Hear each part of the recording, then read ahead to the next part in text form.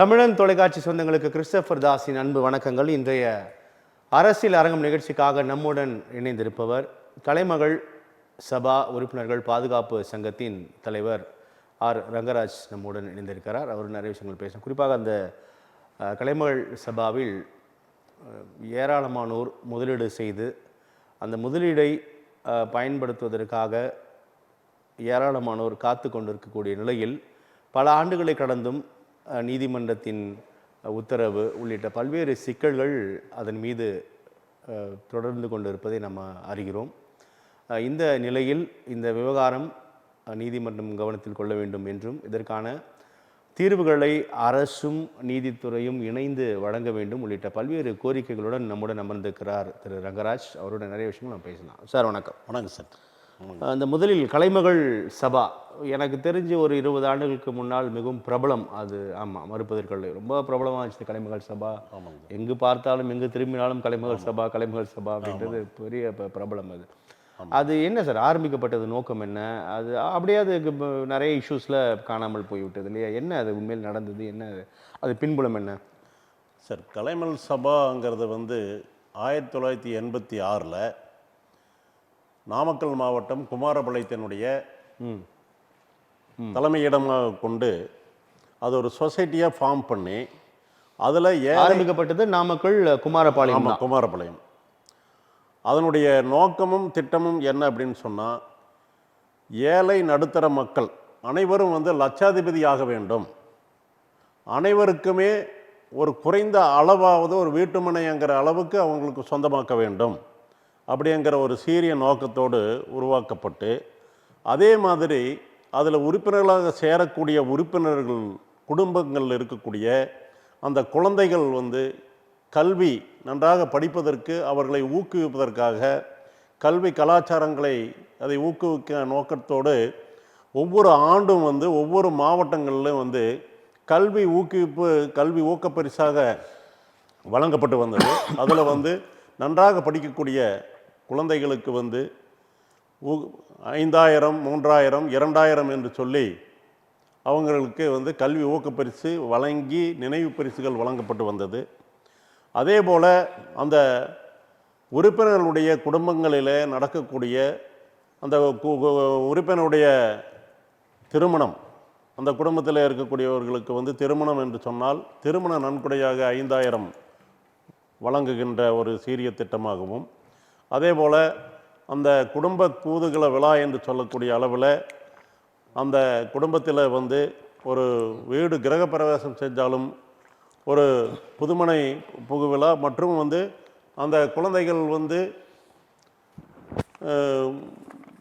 நன்றாக படிக்கக்கூடியவர்களுக்கு பரிசு வழங்குகின்ற அந்த திட்டம்.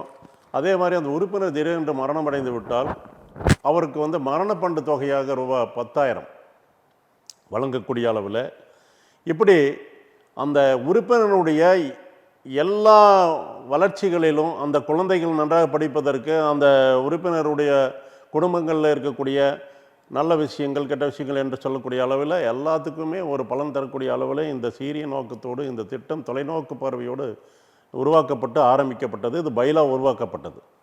அப்படி பைலா உருவாக்கப்பட்டு முறைப்படி அதை பதிவு செய்யப்பட்டு கலைமகள் சபா என்ற பெயரில் நாமக்கல் மாவட்டத்தில் பதிவு அலுவலகத்தில் முறையாக பதிவு செய்யப்பட்டு அதற்கு பல்வேறு அமைப்புகள் அந்த சங்கத்திற்காக ஒவ்வொரு திட்டங்களை வகுக்கக்கூடிய அளவிலே குழுக்கள் அதில் அமைக்கப்பட்டு அதில் அந்த உறுப்பினர்களை சேர்க்கக்கூடிய அந்த உறுப்பினர் முகவர்களாக உருவாக்கப்பட்டு அதாவது எம்ஆர்ஓக்கள் என்று சொல்லக்கூடிய அளவிலும், அதே போல் அவர்களுடைய உறுப்பினர்களை அதிக எண்ணிக்கையில் சேர்க்கக்கூடியவர்களுக்கு மேலாளர் என்ற அளவில் அவர்களுக்கும் இப்படி என்று சொல்லி அந்த முகவர்களை எல்லாம் ஒவ்வொரு மாவட்டங்கள்லேயும் உருவாக்கப்பட்டு அந்த முகவர்கள் வாயிலாக அந்தந்த கிராமங்கள் பட்டி தொட்டியில் இருக்கக்கூடிய வாழுகின்ற அத்தனை மக்களுக்கும் இந்த தகவல்கள் கொண்டு போய் சேர்க்கப்பட்டு அத்தனை பேரையும் அதில் உறுப்பினர்களாக சேர்க்க வேண்டும் என்ற நோக்கத்தோடு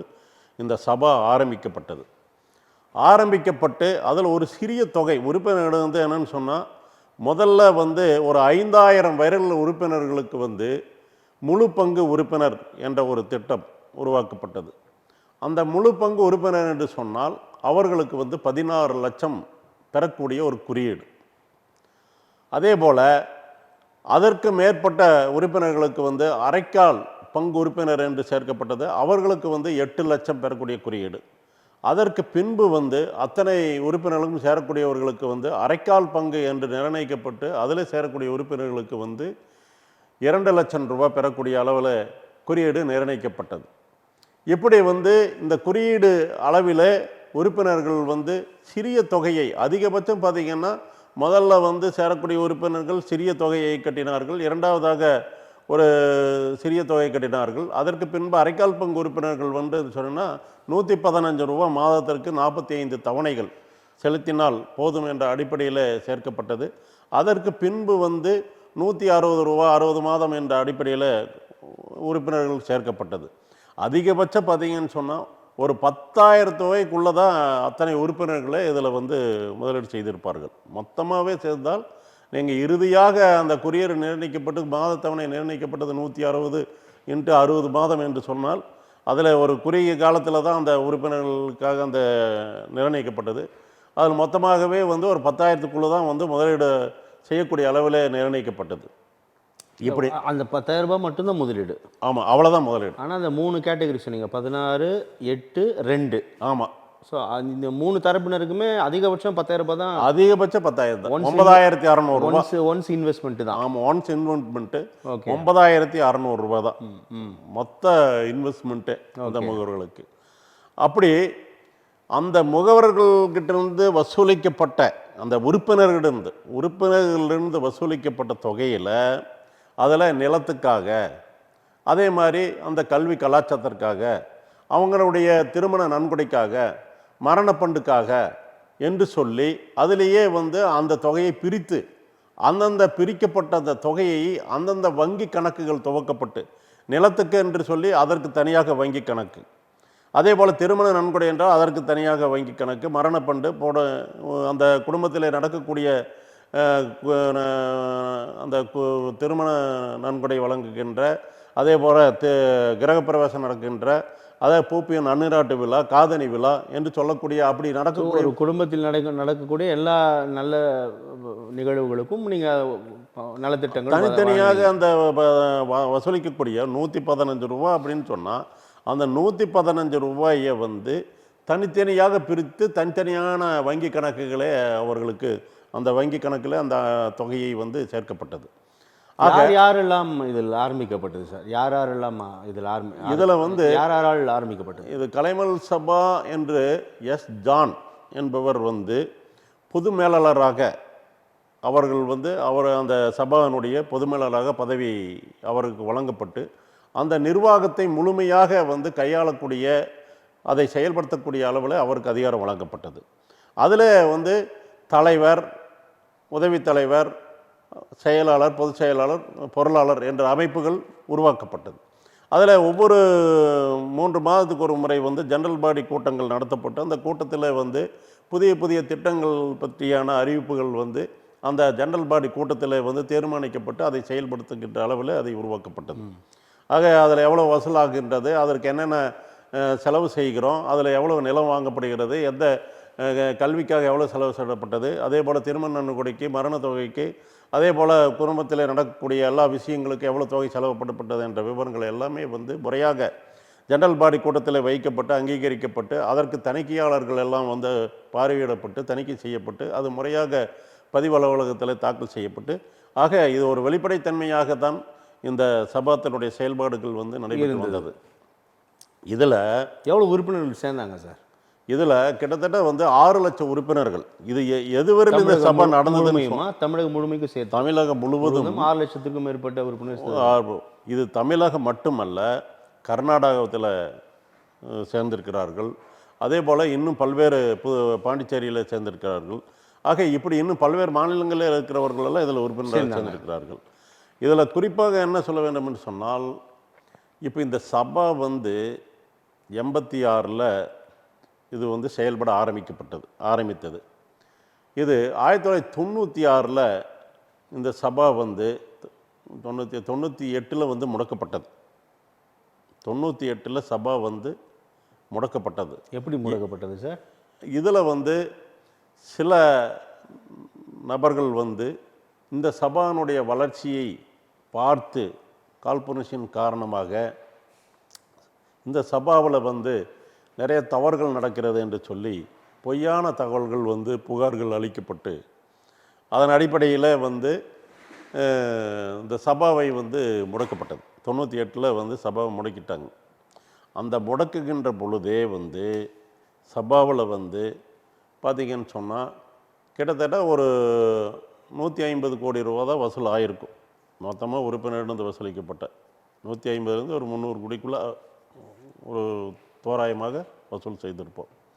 அந்த 98க்குள்ளேயே கிட்டத்தட்ட 86 98 என்று சொன்னால் உங்களுக்கு ஒரு 12 ஆண்டுகள் 12 ஆண்டு தான் சரியாக அந்த சங்கம் செயல்பட்டிருக்கும்.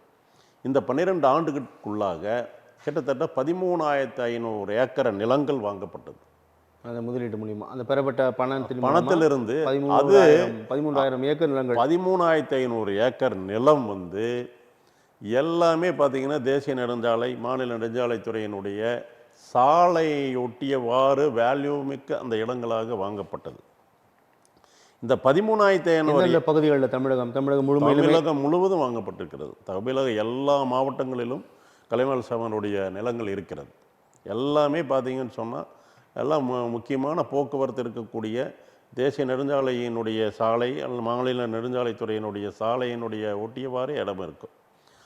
ஆக இந்த நிலங்கள் எல்லாமே எப்படி வாங்கப்பட்டிருக்குன்னா உறுப்பினர்களிலிருந்து வசூலிக்கப்பட்ட தொகையிலிருந்து உறுப்பினர்களுக்காக வாங்கப்பட்ட நிலங்கிறது தான் பத்திரப்பதிவிலேயே இருக்கும். அந்த பத்திரப்பதிவு ஆமாம் ரிஜிஸ்டர் பண்ண அந்த பத்திரப்பதிவுகள்லேயே பார்த்தீங்கன்னா உறுப்பினரிலிருந்து வசூலிக்கப்பட்ட தொகையிலிருந்து உறுப்பினர்களுக்காக வாங்கப்பட்ட நிலம் அப்படின்னு தான் இருக்குது. எல்லாமே ஜாயிண்ட் ஓனர்ஸ் அப்படிங்கிற மாதிரி தான் ஒவ்வொரு பத்திரத்திலையும் இருக்கும். யாருடைய தனிப்பட்ட பெயர் இருக்காது. ஆக இப்படித்தான் வந்து உறுப்பினர்கள் அப்படின்னு நீங்கள் சொல்லும் போது ஒட்டுமொத்த எண்ணிக்கை அப்படிதான் பொருள் பொருள்படும்.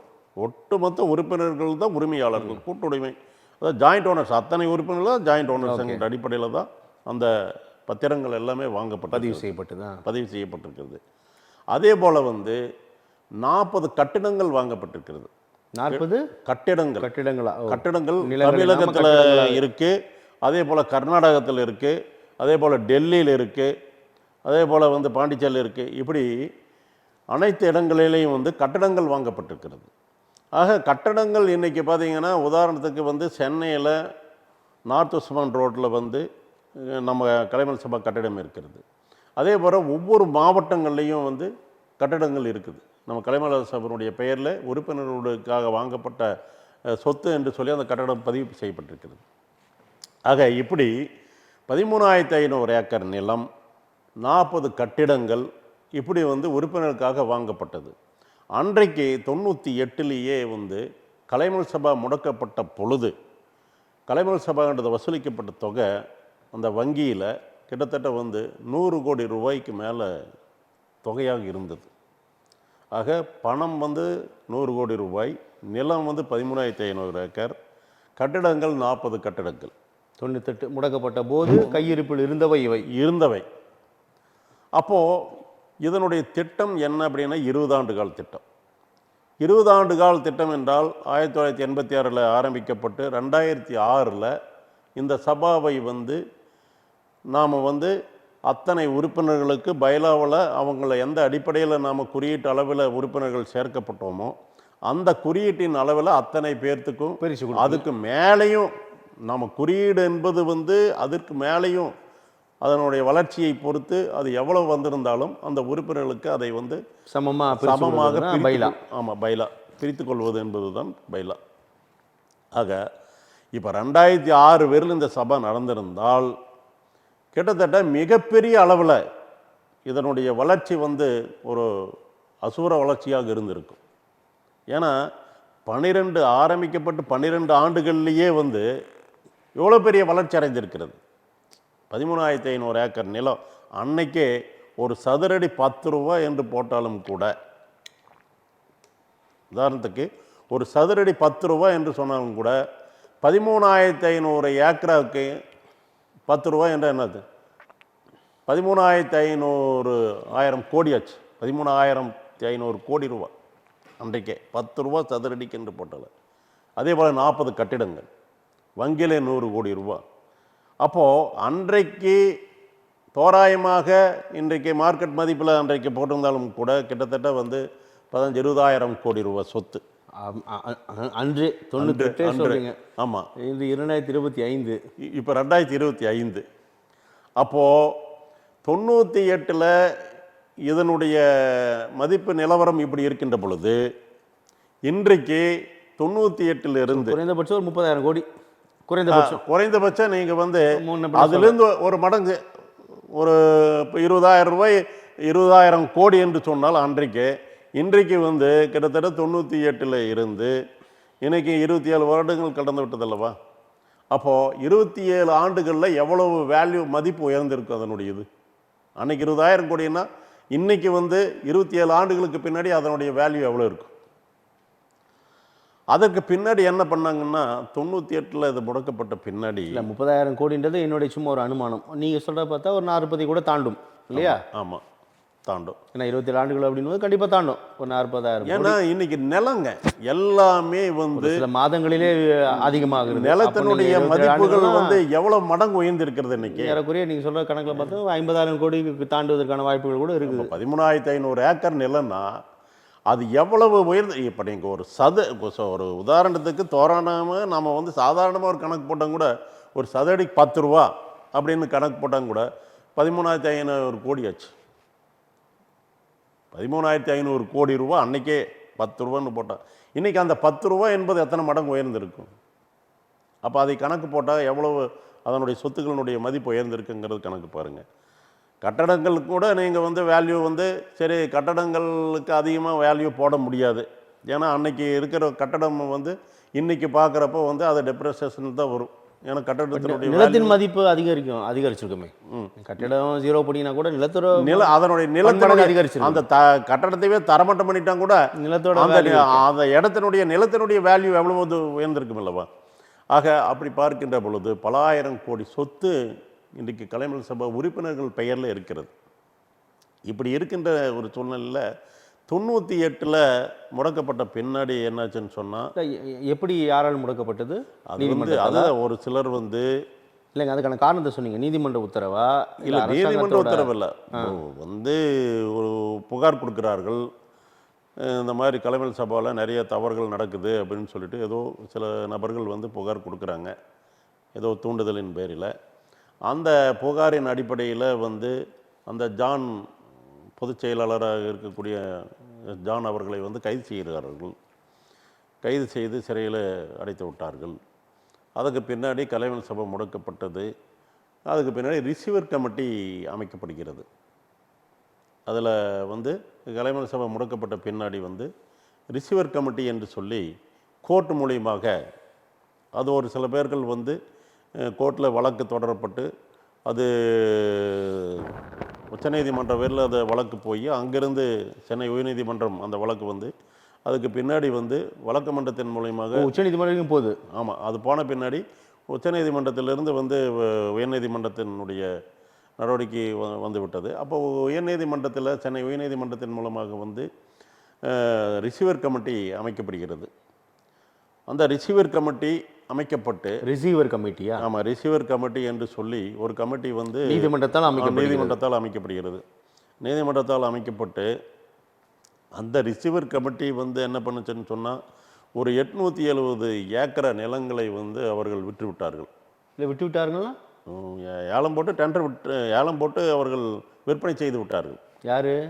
Receiver committee. இல்லை அது ரிசீவர் கமிட்டி என்பது என்ன?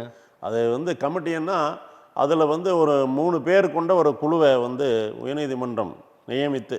யார் அந்த 3 பேர்? அதில் ஒருத்தர் அட்வொகேட்டாக இருக்கிறாரு, ஒருத்தர் ரிட்டையர்டு ஆஃபீஸராக இருக்கிறாரு. இப்படி இருக்கக்கூடியவங்களை வந்து கோர்ட்டே நியமிக்குது. கோர்ட்டு நியமித்த பின்னாடி அவங்க வந்து ஒரு கமிட்டி இந்த சபாவுடைய எதற்காக அந்த ரிசீவர் கமிட்டி எதற்காக? ஏன்னா சபாவில் இவ்வளோ சொத்து இருக்குது, இவ்வளோ இது இருக்குது, அப்புறம் இது யார் கவனிக்கிறது? சரி, இந்த நிர்வாகத்தை யார் கவனிப்பது? அதுக்காக தற்காலிகமாக ஒரு தற்காலிகமாக குழுவை ஒரு அமைக்கிறது ஆமா, ஒரு நீதிமன்றம். ரிசீவர் இப்ப கமிட்டி. அவங்க தண்ணி எழுப்பா அது வித்துறாங்களா? ஆமாம், அவர்கள் 807 ஏக்கரா? ஆனால் அவர்கள் கோர்ட்டினுடைய அனுமதியை பெற்று. ஓ, அதுக்கான வாய்ப்பு இருக்குது. ஆமாம், அதில் கோர்ட்டே வந்து சில வழிமுறைகளை வகுத்து என்ன மாதிரி செயல்பட வேண்டும் என்று சொல்லி அந்த ரிசீவர் கமிட்டிக்கு அறிவுரைகள் தெளிவுரைகள் கொடுக்கப்பட்டு அதன்படி வந்து அந்த ரிசீவர் கமிட்டி செயல்பட்டது. அந்த ரிசீவர் கமிட்டி வந்து ஒரு 870 ஏக்கரை நிலத்தை வந்து விற்பனை செய்து விட்டார்கள். ம். அப்போது சரி, விற்பனை செய்து விட்டார்கள். அதற்கு பின்பு இந்த பைலா என்ன சொல்லுகிறது, உறுப்பினர்கள் எந்த நோக்கத்துக்காக இந்த உறுப்பினர்கள் முதலீடு செய்தார்கள் இந்த சபாவில் அப்படிங்கிறத ரொம்ப முக்கியமான பாயிண்ட்டுங்க. என்ன அவர்களை எப்படி முதலீடு செய்தார்கள்?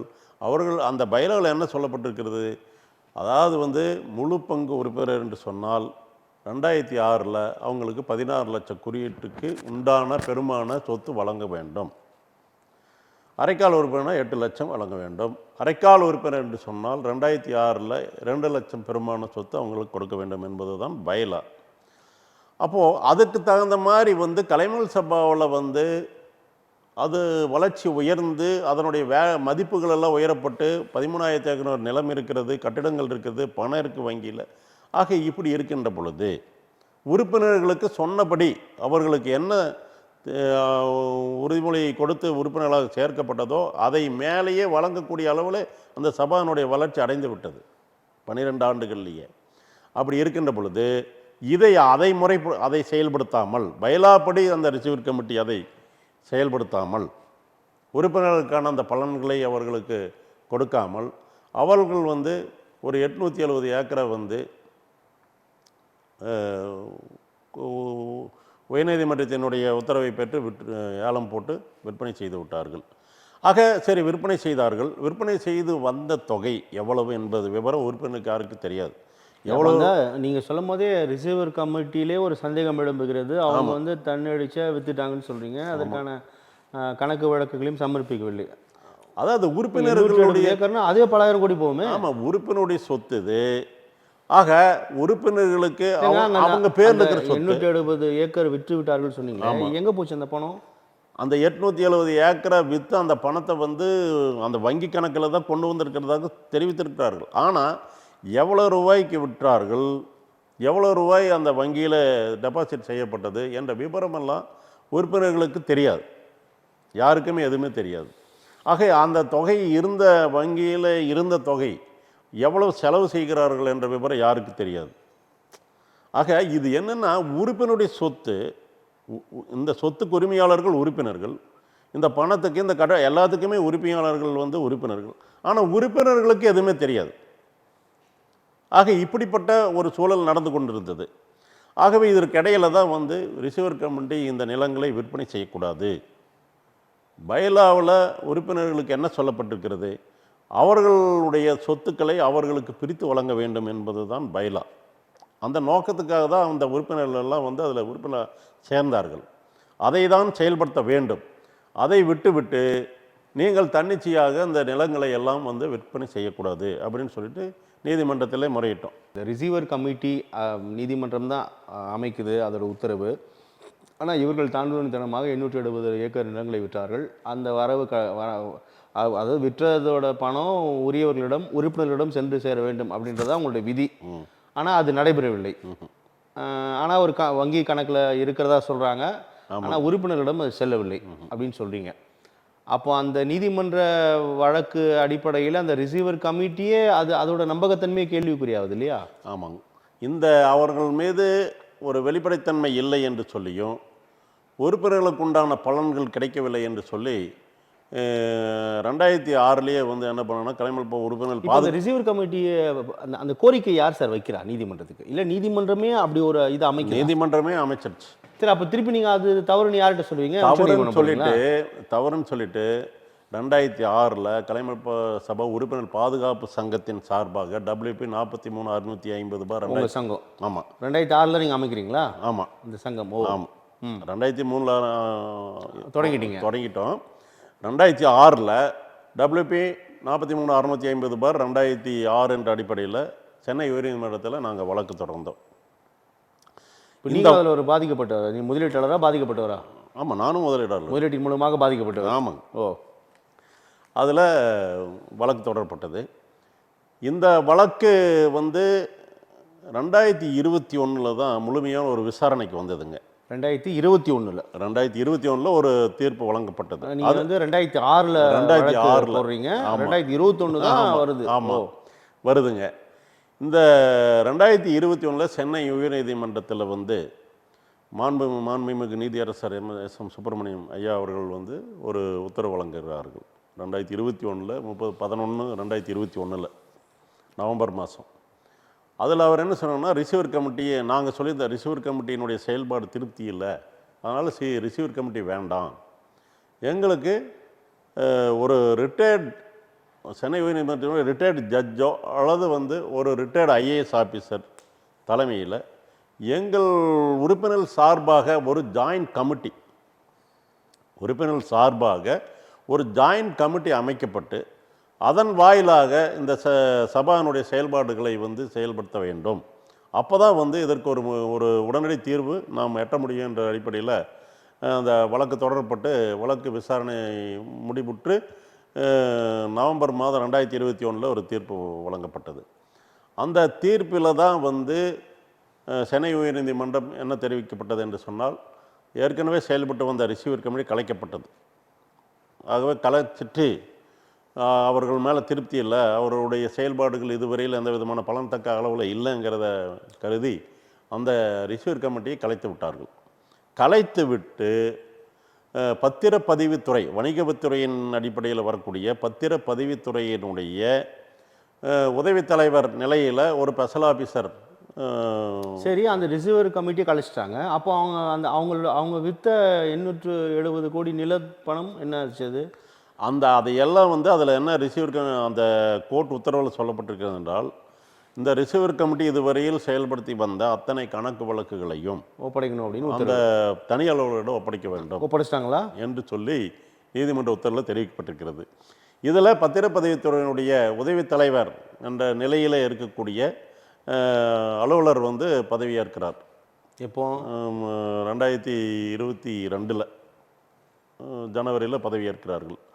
பதவியை ஏற்று அதில் என்னென்னா, ஒரு ஆண்டுக்கு ஒரு தனி அலுவலர் என்ற அடிப்படையில் அது உத்தரவு போடப்பட்டு அந்த பத்திரப்பதிவுத்துறை உத்தரவு போடப்பட்டிருக்கிறது. அந்த அடிப்படையில் வந்து அந்த தனி அலுவலர் வந்து பதவியேற்கிறார். சரி, தனி அலுவலர் பதவி ஏற்றாச்சு 2022 அதான் 30/2021 தான் தீர்ப்பு. அவங்க 12வது மாதம் ஜனவரி மாதம் பதவியேற்கிறார்கள். அப்போ 2022, 23, 24, 25 4 வருடங்கள் ஆகிவிட்டது தனி அலுவலருடைய பொறுப்புக்கு வந்து. இந்த தனி அலுவலர் பொறுப்பேற்ற பின்பு இதனுடைய செயல்பாடுகள் எந்த அளவுக்கு முன்னேற்றம் அடைந்திருக்கிறது, அந்த உறுப்பினருக்கு எந்த அளவுக்கு அந்த பலன் அடைஞ்சிருக்கிறதுனா இதுவரையில் 0, ஒன்றுமே இல்லை. என்னன்னு சொன்னால் 22னா இன்னைக்கு 25, ஏறக்குறைய 3 வருடங்களா? 4 வருடங்கள் ஆகிவிட்டது. ஏறக்குறைய 4 வருடங்கள். இந்த 4 வருடங்களில் தனி அலுவலருடைய செயல்பாடுகள், உறுப்பினர்களுக்கு பலன் தக்க அவருடைய செயல்பாடுகள் எதுவுமே இல்லை. திருப்தி வேற என்ன பண்ணிட்டு இருக்காரு தனி அலுவலர்? தனி அலுவலர் வந்து நாங்கள் வந்து கேட்குறோம், இல்லை அந்த ரிசீவர் கமிட்டிக்கு தனி அலுவலர் அமைக்க அவர் அமைச்சதே இதுக்கு தானே? ஆமாம், இதுக்கு தான் அமைச்சர். வேற என்ன பண்ணிட்டு இருக்காரு அவங்க வந்து ரிசீவர் கமிட்டியும் வந்து எந்த விதமான செயல்பாடுகள் முன்னேற்பாடுகள் இல்லை. ரிசீவர் கமிட்டி கழிச்சிட்டாச்சு இல்லைங்க, கமிச்சிட்டு இந்த தனி அலுவலர் வந்தாச்சு, அவர் விட்டுருங்க. அதுக்கப்புறம் இங்கே தனி அலுவலர் தானே டேக் ஓவர். அப்போ தனி அலுவலர் 4 வருஷம் என்ன பண்ணிட்டு இருக்காருன்னு கேட்குறேன். அவங்களும் வந்து இதுவரையில் எந்த விதமான நடவடிக்கையில் நாங்கள் கோர்ட் அவமதிப்பு வழக்கு கூட போட்டோம். எப்போ போட்டீங்க? கிட்டத்தட்ட இப்போது ஒரு ஆண்டுகள் கழித்து 23 போட்டிங்களா? 23 வந்து மறுபடியும் அவமதிப்பு வழக்கு போட்டோம். இந்த மாதிரி வந்து இப்போ தனியாளர்களுடைய செயல்பாடுகள் எங்களுக்கு திருப்திகரமாக இல்லை அப்படின்னு சொல்லிட்டு கோர்ட் அவமதிப்பு வழக்கும் போட்டோம். அந்த அவமதிப்பு வழக்கும் விசாரணைக்கு வந்து கொண்டு இருந்தது. இப்போது இதே மாதிரி வந்து அப்போது என்ன பண்ணோம்னா, இப்படி வந்து நாங்கள் கலைஞர் சபை உறுப்பினர் பாதுகாப்பு சங்கத்தில் வழக்கு தொடரப்பட்டு இது அவமதிப்பு வழக்கு வந்து ஒரு பக்கம் அது நடைபெற்றிருக்கின்றது. அதில் கோவையை சேர்ந்த கருப்பணன் என்பவர் என்ன பண்ணாருன்னு சொன்னால், இந்த சென்னை உயர்நீதிமன்ற வழங்கின உத்தரவில் திருப்தி இல்லை, மீண்டும் வந்து முதல்ல ரிசர்வ் கமிட்டி இருந்தாங்க, இப்போ ஸ்பெஷல் ஆஃபீஸர் போட்டிருக்காங்க. வேறு எந்த முன்னேற்றமும் இல்லை.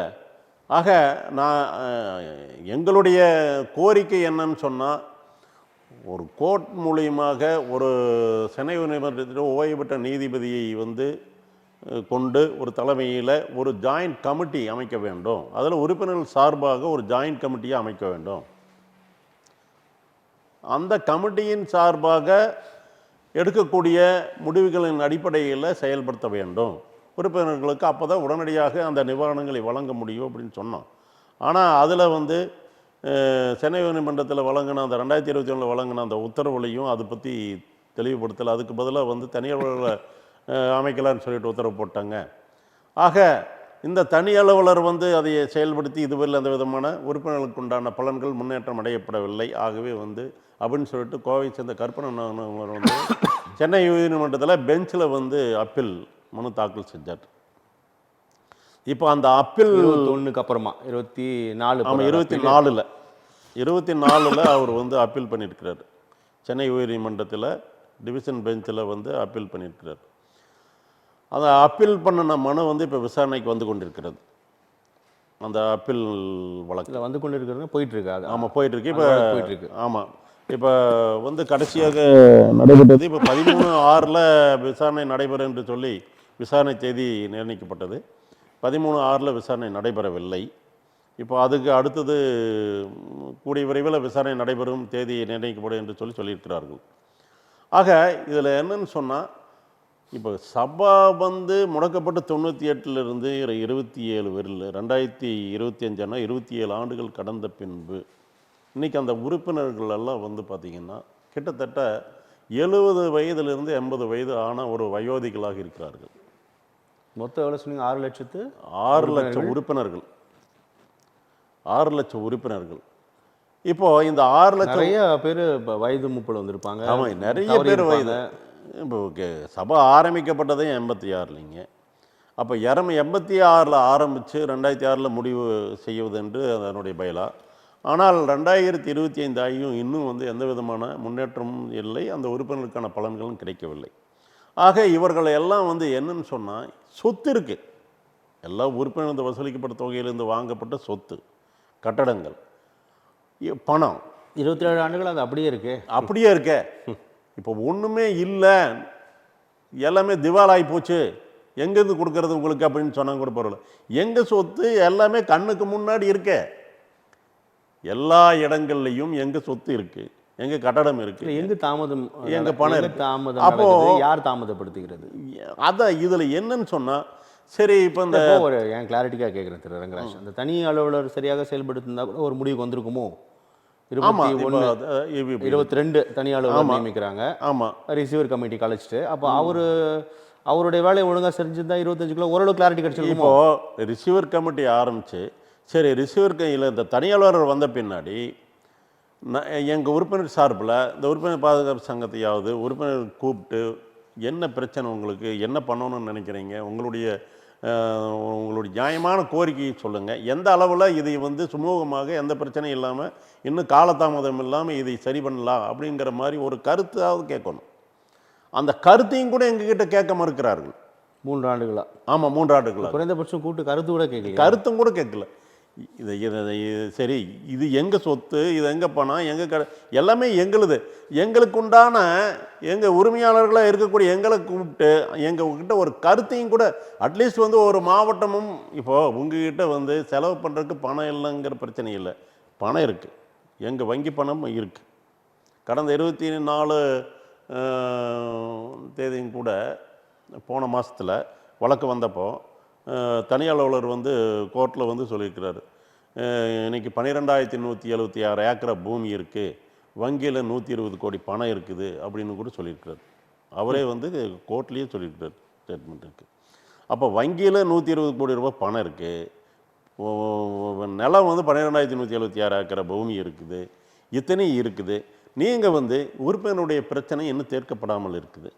அப்போ அந்த உறுப்பினர்களுக்கு அந்த பலன்களை அந்த அவர்கள் உரிமைகளை கொடுப்பதற்கு ஏன் காலதாமதமாகிறது? ஒவ்வொரு மாவட்டத்திலையும் உறுப்பினர் கூட்டத்தை கூட்டுங்க, எல்லா உறுப்பினருக்கு பத்திரிகை வாயிலாக ஒரு தகவல் கொடுங்க, விளம்பரப்படுங்க, ஒவ்வொரு மாவட்டத்திலையும் கருத்து கூட்டம் நடத்துங்க. இந்த மாதிரி உங்கள் பூமி இவ்வளோ இருக்குது, உங்கள் பணம் எவ்வளோ இருக்குது, இதை எப்படி வந்து நாம் வந்து இது எந்த சிக்கல்கள் இல்லாமல் தாமதம் இல்லாமல் ஒவ்வொரு உறுப்பினர்களுக்கு சேருகின்ற வகையில் இதை வந்து முறைப்படுத்தலாம், செயல்படுத்தலாம் என்ற கருத்துக்களை ஒவ்வொரு மாவட்டந்தோறும் உறுப்பினர்கள் கருத்து கூட்டம் நடத்துங்க. அந்த உறுப்பினருடைய ஒட்டுமொத்த கருத்து என்னவாக இருக்கிறதோ அதை செயல்படுத்துங்க. இல்லை, இப்போ இதெல்லாம் பண்ணுறதுக்காக தானே தனி அலுவலர் தனி அலுவலர் இதெல்லாம் அவர் பண்ணி. ஆமாம், பண்ண வேண்டியதா. இப்போ வந்து இது இந்த பத்திரிக்கையில் விளம்பரம் கொடுப்பதற்கோ இந்த உறுப்பினர்களை ஒவ்வொரு மாவட்டத்திலையும் கூட்டி கருத்து கேட்பதற்கோ அதற்குண்டான செலவுகள் வந்து யார் அரசு எதுவும் செலவு செய்ய வேண்டியதில்லை, வேறு யாரும் இதற்காக செலவு செய்ய வேண்டியது. எங்கள் பணமே இருக்குது, வங்கியில் எங்கள் பணமே இருக்குது. எங்கள் பணத்தை எடுத்து எங்களுக்காக, எங்களுடைய நலனுக்காக, எங்கள் பலன்களை கிடைக்கக்கூடிய அளவில் நீங்கள் செயல்படுத்துங்க. ஆக உறுப்பினர்கள் கருத்து கேட்பு கொடுத்த ஒவ்வொரு மாவட்டத்திலையும் கூட்டுங்க. அந்த கருத்துக்கள் அவர்கள் என்ன சொல்லுகிறார்கள் என்பதையாவது கேளுங்க. அந்த உறுப்பினருடைய கருத்துக்களை கொண்டு வந்து கோர்ட்டில் சப்மிட் பண்ணுங்க. நீங்கள் உறுப்பினர்கள் இப்போ தனி அலுவலர் வந்து இதை உடனடியாக முடிக்க வேண்டும், இந்த பிரச்சனையை வந்து சரி செய்ய வேண்டும், இந்த 6 லட்சம் குடும்பங்களை நாம் வந்து இந்த பிரச்சனையிலிருந்து அவர்களுக்கு வந்து ஒரு விடுவு தர வேண்டும் என்று நினைத்தால் நீங்கள் அந்த உறுப்பினர்களுக்குண்டான அவர்களுடைய கருத்தை ஒவ்வொரு மாவட்டத்திலேயே கருத்து கேட்பு கூட நடத்துங்க. அவங்களுடைய கருத்தை வந்து தொகுத்து அதையே கோர்ட்டில் சப்மிட் பண்ணுங்கள். இந்த மாதிரி உறுப்பினர்கள் எல்லாம் அவர்களுடைய கோரிக்கையும் வேண்டுதலும் இதுவாக தான் இருக்கிறது. ஆக அவர்கள் அத்தனை பேர்களும் இதை தான் விரும்புகிறார்கள், கேட்கிறார்கள். ஆகவே இதை செயல்படுத்தினால் இந்த பிரச்சனையை உடனடியாக ஒரு முடிவு கொண்டு வந்து வரலாங்கிறத கோர்ட்டுக்கு சொன்னால் கோர்ட் அதை எனக்கு தட்டவ போகுது. கோர்ட் ஆக மொத்தத்தில் வந்து இந்த உறுப்பினர்களுக்கு எந்த வகையிலையாவது வந்து நிவாரணம் கிடைத்து அவர்கள் பலன்கள் கிடைத்து அவர்கள் இதிலிருந்து விடுதலை ஆக வேண்டும் என்பது தானே கோர்ட்டுன்னு நினைக்கும். கோர்ட்டினுடைய தீர்ப்பு எதுவாக இருந்தால் இதுதான் சொல்லு கோர்ட்டு. ஒரு நியாயம் தர்மத்தை நிலைநாட்ட என்பது தான் கோர்ட்டினுடைய இதாக இருக்குது. ஆக தனி அலுவலர் வந்து உறுப்பினருடைய கருத்தை ஒவ்வொரு மாவட்டத்திலையும் கேட்டு. இப்போது அந்த வழக்கு நடைபெற்று கொண்டிருக்கிறதா சொன்னீங்களா, இந்த ஹியரிங்கில் இதெல்லாம் பதிவு பண்ணியிருக்கீங்களா? இப்போ எங்கள் தரப்பில் இருந்து எங்கள் நியாயத்தை சொல்லிகிட்ருக்கோம். எங்களுக்கு வந்து ஒரு ரிட்டையர்ட் ஜட்ஜை போடுங்க, அல்லது ரிட்டையர்ட் ஐஏஎஸ் ஆஃபீஸர் போடுங்க, ஜாயின்ட் கமிட்டி போடுங்க, உறுப்பினர் சார்பில் ஒரு ஜாயின்ட் கமிட்டியை ஃபார்ம் பண்ணுங்கள். அதில் நீங்கள் வந்து இன்னும் அரசு துறையை சார்ந்த அலுவலர்களையெல்லாம் கூட ஜாயின்ட் கமிட்டி போடுங்க. அரசு சம்மந்தப்பட்ட இதில் வந்து வருவாய்த்துறை, பதிவுத்துறை, பதிவுத்துறை, காவல்துறை என்று சொல்லக்கூடிய அத்தனை துறைகளை, நெடுஞ்சாலைத்துறை, இப்படி இருக்கக்கூடிய பல்வேறு துறைகளை எல்லாத்தையும் வந்து அந்த கமிட்டியில் போடுங்க. அதே மாதிரி சட்ட வல்லுநர்களை அந்த கமிட்டியில் போடுங்க. ஏன்னா நிறைய அவங்களுக்கு சட்ட ரீதியாக இதெல்லாம் எப்படி பண்ணலாம், இந்த சொத்துக்களை பிரிக்கின்ற பொழுது என்னென்ன சிக்கல்கள் வரும், இதை எப்படி வந்து வேல்யூ போட்டு எப்படி பிரிக்கிறது, எந்த உறுப்பினர்களுக்கு எவ்வளோ எப்படிங்கிறது என்பதெல்லாம் வந்து இதில் நிறைய இடையூறுகள் இருக்கிறது என்று சொன்னால் நிறைய வல்லுநர்கள் இருக்கிறார்கள், இது சட்டம் தெரிந்த நிறைய தணிக்கையாளர்கள் இருக்கிறார்கள். அப்போ அவங்களை எல்லாம் ஒரு கூட்டாக ஒரு கமிட்டி ஃபார்ம் பண்ணி உறுப்பினர் சார்பிலையும் இந்த கமிட்டியில் குழுக்கள் அமைக்கப்பட்டு, ஆக இவர்களை எல்லாம் ஒட்டுமொத்தமாக ஒரு குழு ஆரம்பிக்கப்பட்டு இந்த கருத்துக்களை கேட்டு இந்த கருத்தின் அடிப்படையில் எல்லாரும் சேர்ந்து சரி எங்கள் பூமி, எங்கள் நிலங்களை வந்து இப்போ எவ்வளவு மொத்தமாக வேல்யூ இருக்குது, எவ்வளவு உறுப்பினர்கள் முழுமையாக தொகை செலுத்தி இருக்கிறார்கள், அதில் வந்து கொஞ்சம் அரையும் குறையுமாக பணம் செலுத்திய உறுப்பினர்களும் இருக்கிறார்கள், முழுமையாக பணம் செலுத்திய உறுப்பினர்களும் இருக்கிறார்கள். ஏன்னா சபா வந்து 98 முடக்கப்பட்டதுனால முழுமையாக முழு பங்கையும் செலுத்தி சான்றிதழ் பெற்ற உறுப்பினர் இருக்கிறார்கள். அதில் சபா திடீர்னு முடக்கப்பட்டதுனால கிட்டத்தட்ட ஒரு 45 தவணை முடிக்கக்கூடிய சூழ்நிலையில் இருக்கக்கூடியவங்க கூட ஒரு 40 தவணையில் அப்படியே நிறுத்தக்கூடிய ஒரு சூழ்நிலை ஏற்பட்டது. அப்படிப்பட்டவர்களும் இருக்கிறார்கள். ஆக அப்படி இருக்கக்கூடியவர்களுக்கெல்லாம் முழு பங்கு முழு தொகையும் செலுத்தியவர்களுக்கு எந்த மாதிரி அந்த குறியீட்டை வழங்குவது, அதே மாதிரி வந்து அந்த முழுமையாக பங்கு தொகையை செலுத்த முடியாமல் போன காரணத்திற்காக அவர்களுக்கு எந்த சதவீத அடிப்படையில் அவர்களுக்கு அந்த குறியீட்டின் அளவை நிர்ணயிப்பது என்று சொல்லி அந்த உறுப்பினர்களுடைய கருத்துக்களையும் இது சட்ட வல்லுநர்களையும் கூட்டாக அமைக்கப்பட்டு ஒரு கருத்துக்களை கேட்டு அதன் அடிப்படையில் இதற்கு உடனடியாக ஒரு தீர்வு காணலாம். இதற்கு போய் 27 ஆண்டுகள் ஏன் நாட்கடத்த வேண்டும், ஏன் தாமதிக்க வேண்டும்? இன்னும் அதுக்கான இன்னும் முடிவை நோக்கி நகரவில்லை. இன்னும் முடிவை அப்புறமும் இன்னும் எத்தனை ஆண்டுகள் ஆகுமோன்ற நிலை தான் இருக்கு. இப்போ நாங்கள் என்ன பண்ணியிருக்கோம்னு சொன்னோம், உறுப்பினர்கள் அத்தனை பேரும் மாண்புமிகு தமிழக முதல்வர் அவர்கள் கவனத்துக்கு செல்லுகின்ற வகையில் அத்தனை உறுப்பினர்களும் வந்து பதிவு தபாலில் இன்றைக்கு மாண்புமிகு தமிழக முதலமைச்சர் நீதிமன்றத்தில் இந்த வழக்கு நிலுவையில் இருக்கனால இந்த நடவடிக்கை இவ்வளவு நாள் எடுக்கலையா நீங்க? இந்த யோசனைக்கு போலியா? இல்லை போயிட்டு இப்போ லெட்டரை கொடுத்துட்டு இப்போ எல்லாமே ரிஜிஸ்டர்ஸ் கிட்டத்தட்ட 1000 கடிதங்களுக்கு மேலே மாண்புமிகு தமிழக முதல்வர் தனிப்பிரிவுக்கு வந்து அத்தனை பேரும் பதிவு தபாலில் ஒரு கிட்டத்தட்ட 1000 உறுப்பினர்களுக்கு மேலே வந்து இந்த கலைமல் சபானுடைய இன்றைக்கு இருக்கக்கூடிய நிலவரங்களை அத்தனையும் குறிப்பிட்டு அவருடைய வருத்தங்களை வேதனைகளை மாண்புமிகு தமிழக முதல்வருடைய கவனத்திற்காவது கொண்டு போனால் மாண்புமிகு தமிழக முதல்வர்கள் இதை கவனத்தில் எடுத்துக்கொண்டு இந்த 6 லட்சம் குடும்பத்தை காப்பாற்றக்கூடிய அளவில் அவர் ஏதாவது ஒரு உடனடியான ஒரு நல்ல உத்தரவு கிடைப்பதற்கான வாய்ப்பாக இருக்குன்னு சொல்லிட்டு அத்தனை பேரும் வந்து ஒரு 1000 பேருக்கு மேலே பதிவு தபால் மூலியமாக தமிழக முதல்வர் அவர்களுக்கு தனிப்பிரிவுக்கு அனுப்பியிருக்கிறார்கள். இன்னும் அனுப்பிக்கொண்டே இருக்கிறார்கள். இந்த கடிதங்கள் போய்கொண்டே இருக்கிறது. ஆனால் இன்னும் அதுலேயும் எந்த விதமான ஒரு நல்ல செய்தி எங்களுக்கு கிடைக்கல. இப்போது கலைமல் சபா உறுப்பினர்கள் பாதுகாப்பு சங்கத்தின் சார்பாக நாங்கள் வந்து மாண்புமிகு தமிழக முதல்வர் அவர்களுக்கு ஒரு கடிதம் எழுதியிருக்கிறோம். இந்த மாதிரி வந்து 27 ஆண்டுகளாக ஒரு 6 லட்சம் குடும்பங்களுடைய வேதனை மிக மோசமாக இருக்கிறது. அத்தனை பேரும் வந்து கிட்டத்தட்ட 70-80 வயது ஆகி கடந்து விட்டது. ஆக இவர்களுடைய நிவாரணம் இன்னும் கிடைக்கப்பெறாமல் இருந்து கொண்டிருக்கிறது. ஆக இதை உடனடியாக ஒரு முடிவு கொண்டு வருகின்ற வகையில் இந்த கலைமல் சபா உரிமை பாதுகாப்பு சங்க நீதிமன்ற வழக்கை ஒரு காரணமாக சொல்வார்களே. வழக்கு நீதிமன்றம் வந்து நீதிமன்ற வழக்கு வந்து அவங்க தடையாக இல்லை. நீதிமன்றம் எதுலேயும் தடையாக இல்லைங்களே. இப்போ தனி அலுவலர் பார்த்து இந்த உறுப்பினர்களை எல்லாம் இதை கேட்கிறார்கள். இதை தான் துறைசார் அமைச்சரை கூட பார்க்கலாமே நீங்கள். இல்லை, இப்போ நாங்கள் முதலமைச்சருக்கே வந்து எல்லாரும் கடிதம் எழுதி கொண்டு இருக்கிறோம். இந்த மாதிரி எங்களை சந்தித்தாவது பேச வேண்டும், அதுக்காக ஒரு வாய்ப்பு கொடுக்க வேண்டும் என்று சொல்லி. அதே போல் தனி அலுவலருக்கு ஒரு கடிதம் கொடுத்துருக்கிறோம். உறுப்பினர்கள் பாதுகாப்பு சங்கத்தின் சார்பாக எங்களை அழைத்து எங்களுடைய கருத்துக்களை நீங்கள் கேட்க வேண்டும். பதில் சொன்னாரா? அதுக்கும் இதுவரையில் எந்த விதமான பதிலும் வரல. ஆகவே இந்த சூழ்நிலையில் இருக்குது. இப்போ தனி அலுவலர் பார்த்து உறுப்பினருடைய கருத்துக்களை அவர்கள் இது இப்படித்தான் வேண்டும் என்று சொல்லி கேட்கிறார்கள் என்று நீதிமன்றத்தில் அவர் சொல்லுகின்ற பொழுது நீதிமன்றம் அதற்கு ஒரு தடையாக இருக்க போவதில்லையே. நீதிமன்றம் அதுக்கு சரி எப்படியோ அவர்களுடைய பிரச்சனையை தீர்ப்பதற்கு என்ன வழிவகை இருக்குதோ அதை தீர்த்து வைங்கிறது தான் நீதிமன்றம் சொல்லும். ஆமாம், நீதிமன்றம் இதில் எதற்காக இது ஒரு தனிப்பட்ட ஒருத்தருடைய பிரச்சனை இல்லையே. இது ஒரு 6 லட்சம் குடும்பங்களுடைய பிரச்சனை. அவர்களுக்கு சொத்து இருக்குது. நாங்கள் அரசாங்கத்துக்கிட்ட போய் எந்த நிவாரணத்தை கொடுன்னு சொல்லி கேட்கல. நாங்கள்லாம் இந்த மாதிரி முதலீடு செய்து வந்து பாதிக்கப்பட்டோம், ஏமாந்து விட்டோம், எங்களுக்கு ஏதாவது அரசு வழங்க வேண்டும் என்று சொல்லியோ அல்லது ஒரு தனிநபர் ஏமாற்றி விட்டார், அவர் மீது நடவடிக்கை எடுத்து அவர்கிட்ட இருக்கிற சொத்துக்களெல்லாம் பிடிங்க எங்களுக்கு வழங்க வேண்டும்னு சொல்லி கேட்கலையே. எங்கள் சொத்து எங்கள் பேரில் இருக்குது, அதை நாங்கள் வச்சுக்கிறோம், எங்ககிட்ட அதை கொடுங்கன்னு தான் சொல்லி கேட்குறோம். எங்கள் சொத்து எங்கள் பேரில் இருக்குது, அது எங்களுக்கு கொடுத்துருங்க, அதை நாங்கள் பங்கிட்டு வச்சுக்கிறோன்னு தான் சொல்கிறோம். அதை கொடுக்கறதுல என்ன பிரச்சனை, என்ன தயக்கம், ஏன் காலதாமதம்? ஸோ இப்போ முதலமைச்சர் வந்து ரெஜிஸ்டர் தபால் அனுப்பிச்சிருக்கோம். ஆமாம், அனுப்பிச்சிருக்கிறோம். அதுக்கு அது பதில் இல்லை, இன்னும் அதில் வரைக்கும் இல்லை, பதில் இல்லை. அடுத்து என்ன பண்ண போகிறீங்க? இப்போ அடுத்தது வந்து இப்போ இதில் என்ன பிரச்சனைன்னா ஒரு போராட்ட களத்துக்கு வரணும்னு சொன்னால் எல்லாம் வயதான 70-80 வயதானவர்கள். அப்போது அவங்க ஏற்கனவே வந்து இதுக்கு தவணை தொகையை செலுத்தி விட்டு இந்த போராட்டம் அது இதுன்னு சொல்லி அவங்க செலவு செய்யக்கூடிய அளவிலும் வந்து சூழ்நிலை இல்லை. அதே மாதிரி அவர்கள் வந்து போராட்ட களங்களுக்கோ மற்றவங்களுக்கோ ஒரு பொதுக்களத்துக்கு வந்து ஏதாவது வந்து போராட்டங்கள் செய்வதற்கான வயதுகளோ இல்லை. இப்படிப்பட்ட சூழ்நிலையில் என்ன செய்வது என்று தெரியாமல் தவித்து கொண்டிருக்கிறார்கள். அதுக்காக தான் சரி நாம் வந்து ஒரு லெட்டராவது வந்து மாண்புமிகு தமிழக முதலமைச்சருக்கு இங்கிருந்து அனுப்புவோம், எங்கள் சூழ்நிலை இப்படி இருக்குதுன்னு சொல்லிட்டு. ஆக மாண்புமிகு தமிழக முதல்வராவது இதில் தனி சிறப்பு கவனத்தில் எடுத்துக்கொண்டு ஒரு 6 லட்சம் குடும்பத்தினுடைய பிரச்சனையை வந்து தீர்ப்பதற்கு ஏதாவது ஒரு வழிவகை செய்வாரா என்று சொல்லி அத்தனை பேர் எதிர்பார்க்குறாங்க. அதுவாவது நடக்குமான்னு பார்க்குறோம். ஆகவே கோர்ட்டில் வந்து நாங்கள் ஒன்று வாதாடுறோம், தனி அலுவலர் வந்து ஒரு பதிலை கோர்ட்டில் சொல்கிறாரு. இப்போ கடைசியாக என்ன சொல்லிக்கிறாருன்னு ஒரு சுற்றறிக்கை விட்டுருக்காருன்னு சொன்னால்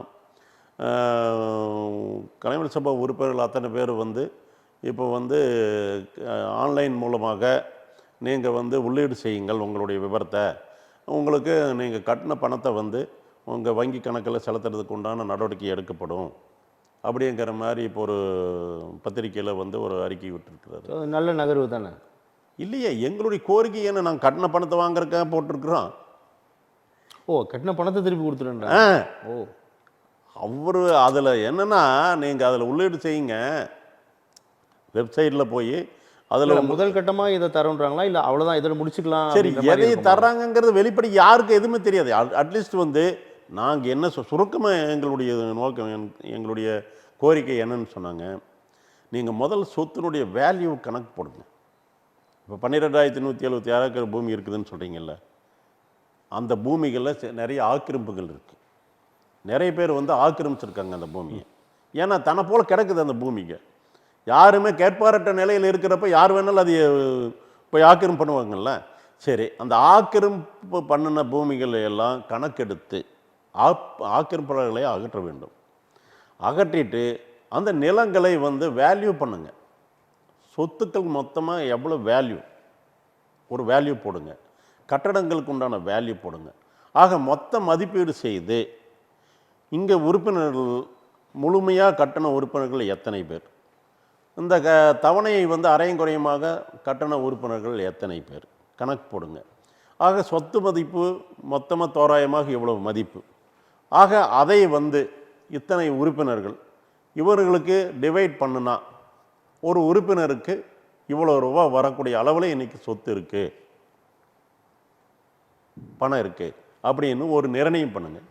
நிர்ணயம் பண்ணின பின்னாடி உங்களுக்கு இப்போதைக்கு அவசரத்திற்கு ஒரு இடைக்கால நிவாரணமாக வங்கியில் இருக்கக்கூடிய பணத்தை உங்களுக்கு வரவேண்டிய தொகை இவ்வளவு, சபாலிருந்து உங்களுடைய சொத்துக்களின் அடிப்படையிலையும் இங்கே இருக்கக்கூடிய கட்டடத்தின் அடிப்படையிலையும் வங்கியில் இருக்கக்கூடிய பணத்தின் அடிப்படையில் உங்களுக்கு இருக்கக்கூடிய சொத்து அடிப்படையில் இன்றைய தேதியில் இருக்கக்கூடிய வேல்யூவில் அதை பங்கிட்டால் சராசரியாக தோராயமாக உங்களுக்கு இவ்வளோ ரூபா வர வேண்டியது இருக்குது. ஒரு உதாரணத்துக்கு ஒரு உறுப்பினருக்கு வந்து ஒரு 5 லட்சம் வர வேண்டியது இருக்குது அப்படின்னு போட்டாலும் கூட அதில் முதற்கட்டமாக இடைக்கால நிவாரணமாக வங்கியில் இருக்கக்கூடிய பணத்தை முதல் தவணையாக இவ்வளோ ரூபா கொடுக்குறோம். அடுத்தது நிலங்களை ஒன்று அந்த உறுப்பினர்களே விருப்பப்பட்டு அந்த வேல்யூவுக்கு உங்களுக்கு உங்கள் வேல்யூ இவ்வளோ இருக்குது, உங்கள் வேல்யூவுக்கு அந்த நிலத்தை வந்து விற்பனை செய்கின்றதை நீங்களே 100 பேர் சேர்ந்து ஒரு 50 பேர் சேர்ந்து ஒரு இடத்த ஏலம் போடுறப்போ அந்த ஏலம் அதிகபட்சம் யார் கேட்குறாங்களோ அவங்களுக்கு கொடுங்க. உறுப்பினர்களை கூட கோரிக்கைகளை வைக்கிறீங்க. உறுப்பினர்களையும் கூட ஒரு ஒரு ஒரு ஒரு இடத்துல இருக்கக்கூடிய பூமி வந்து ஒரு 10 ஏக்கராக இருக்குன்னா அதுக்கு ஒரு வேல்யூ ஃபிக்ஸ் பண்ணிவிட்டு ஒரு 100 உறுப்பினர் சேர்ந்து அவங்களுக்கு வர வேண்டிய வேல்யூ எவ்வளோ இருக்குதுன்னு சொன்னால் அந்த பூமியினுடைய வேல்யூ எவ்வளோன்னு சொன்னால் ஆக மொத்தமாக அவங்களே நாங்களே எடுத்துக்கிறோம் அந்த பூமியை, எங்களுக்கு வர வேண்டிய தொகை போக மீதி பணத்தை நாங்கள் கட்டிடுறோம் அப்படின்னு சொன்னால் அந்த மாதிரி பண்ணுங்க. ஸோ இதுதான் உங்களுடைய கோரிக்கைகள். இல்லை அவங்க அதுக்கு முன் வரலன்னு சொன்னாலும் கூட சரி, உங்களுக்கு வர வேண்டிய தொகை சபாலேருந்து உங்களுக்கு வர வேண்டிய தொகை இவ்வளவு, பூமிகளை ஏலம் போட்டு அதில் வர அந்த தொகையை உங்களுக்கு படிப்படியாக ஒவ்வொரு சொத்தாக வந்து ஏலம் போட்டு விற்பனை செஞ்சால் அதில் வரக்கூடிய தொகையை உங்களுக்கு படிப்படியாக இப்போ வங்கியில் இருக்கக்கூடிய தொகையை வழங்கிவிட்டு மீதி தொகையை அவ்வப்பொழுது வழங்கப்படுன்னு சொல்லிவிட்டு ஒவ்வொரு உறுப்பினருக்கும் ஒரு லெட்டர் கொடுங்க. அந்தந்த உறுப்பினருக்கு உண்டான நீங்கள் இப்போ இதில் உறுப்பினராக சேர்ந்தீங்க, உங்கள் முதலீடு பண்ணீங்க, உங்கள் முதலீடு பண்ண வகையில் உங்கள் சொத்து இவ்வளோ வேல்யூ இருக்குது, அந்த சொத்தில் உங்களுக்கு இன்றைக்கி வேல்யூ போட்டோம்னா இவ்வளோ உங்களுக்கு தர வேண்டியது இருக்குது, நீங்கள் அதை பெறக்கூடிய வாய்ப்பாகிறீர்கள். ஆகவே அதற்கு வந்து இப்போதைக்கு இவ்வளோ ரூபா கொடுக்குறோம், மீதி இருக்கக்கூடியது வந்து அந்த சொத்துக்களை விற்பனை செய்தோ அல்லது அந்த வேல்யூக்கான பூமியை நீங்களே எடுத்துக்கொண்டாலும் சரி, அல்லது நீங்கள் எடுத்துப்பதற்கான சூழ்நிலை இல்லை என்று சொன்னால் அதை விற்பனை செய்து அதில் வரக்கூடிய தொகையை உங்களுக்கு செட்டில் பண்ணப்படும் அப்படிங்கிற மாதிரியாவது ஒவ்வொரு உறுப்பினருக்கும் ஒரு உத்தரவாதத்தை ஒரு கடிதத்தை கொடுங்க. பார்க்கலாம் சார், பொறுத்திருந்த உங்களுடைய கோரிக்கைகள் அரசாங்கம் எப்படி பரிசீலிக்கப்படுகிறது என்பதை பொறுத்திருந்து பார்ப்போம். நன்றி. உங்களுடைய வருகைக்கும் கருத்து பகிர்வுக்கும் மிக்க நன்றி. நன்றி.